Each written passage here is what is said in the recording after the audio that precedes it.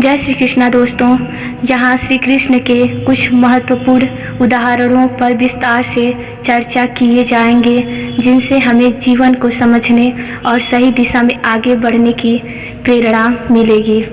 पहला, जो हुआ वह अच्छे के लिए हुआ, जो हो रहा है वह अच्छे के लिए हो रहा है, जो होगा वह भी अच्छे के लिए ही होगा। अर्थात श्रीमद् भगवद गीता का यह महत्वपूर्ण अंश, जिसमें श्री कृष्ण अर्जुन को समझा रहे हैं कि संसार में जो भी घटनाएं घटित होती हैं वे हमारे भले के लिए ही होती हैं।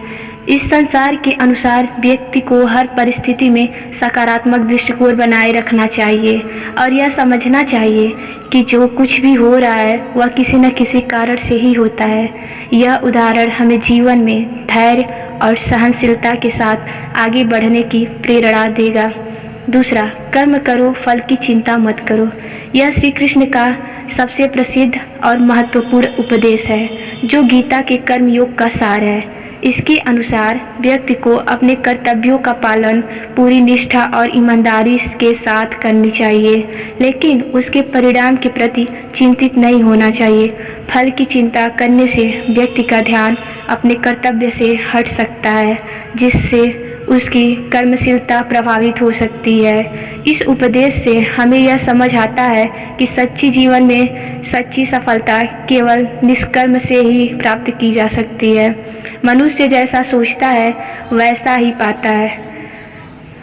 यह उदाहरण व्यक्ति की मानसिकता और आत्मविश्वास की महत्ता को दर्शाता है। श्री कृष्ण बताते हैं कि हमारे विचार हमारी वास्तविकता को बनाते हैं।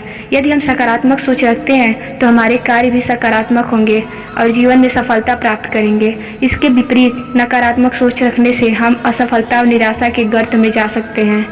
धर्म का पालन करना और अपने कर्तव्यों को निभाना ही जीवन का सबसे बड़ा उद्देश्य है। श्री कृष्ण के इस उपदेश में धर्म की महत्ता को समझाया गया है। धर्म का अर्थ केवल धार्मिक अनुष्ठानों से नहीं, बल्कि यह कर्तव्यों और जिम्मेदारियों को सही ढंग से निभाने से संबंधित है। हर व्यक्ति का जीवन का एक उद्देश्य होता है, जिसे वह अपने धर्म के पालन से पूरा कर सकता है। जय श्री कृष्णा।